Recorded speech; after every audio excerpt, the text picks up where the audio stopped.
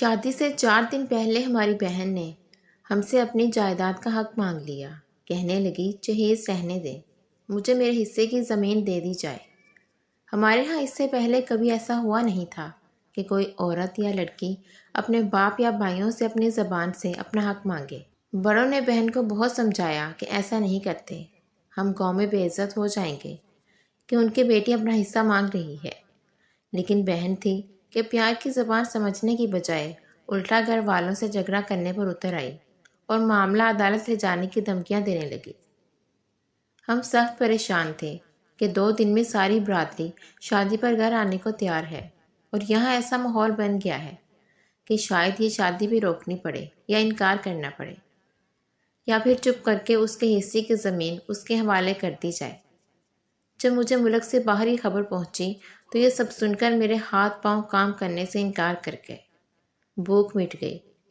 کفیل میرے کام نہ کرنے کی وجہ سے مجھ سے ناراض ہو گیا، اور میں خوشی کو غم میں تبدیل ہوتا دیکھ کر نڈال ہو گیا، کیونکہ میں 9 سال سے پاکستان سے باہر تھا اور اپنی بہنوں کے گھر بسانے کے لیے محنت کر رہا تھا۔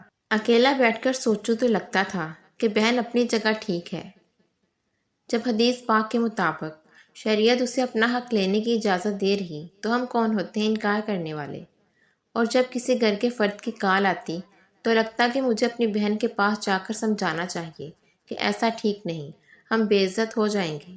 لیکن کیا کرتا، 1 دن گزر چکا تھا اور 3 دن باقی تھے۔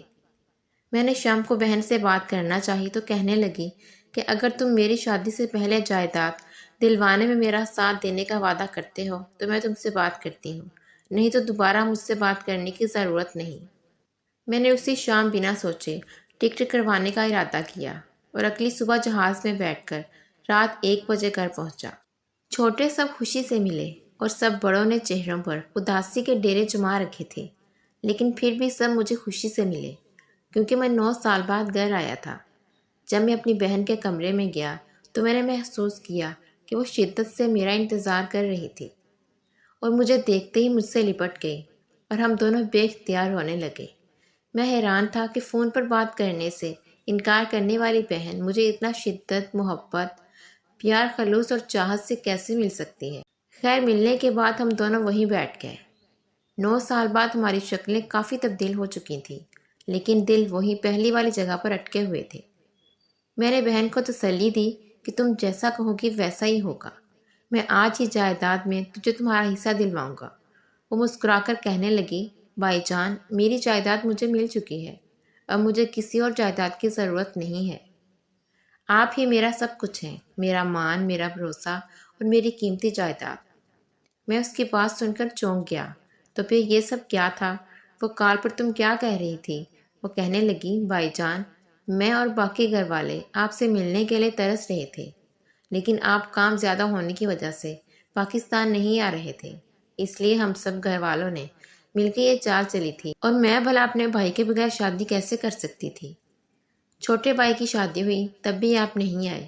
میں یہ کیسے برداشت کر سکتی تھی کہ میری اس گھر سے ڈولی اٹھے اور آپ کا ہاتھ میرے سر پر نہ ہو۔ اپنی بہن کی اپنے لیے محبت دیکھ کر میری آنکھوں میں آنسو آ گئے۔ میں اپنے جذبات پر قابو نہیں پا رہا تھا۔ میں نے بہن سے کہا شادی کے بعد تجھ سمیت باقی بہنوں کو جائیداد میں ان کا حق دے کر میں بھی اپنا فرض پورا کروں گا اور تیرے جھوٹے منصوبے کو سچا منصوبہ بنا دوں گا۔ یہ سنتے ہی سب کے چہروں پر مسکراہٹ پھیل گئی۔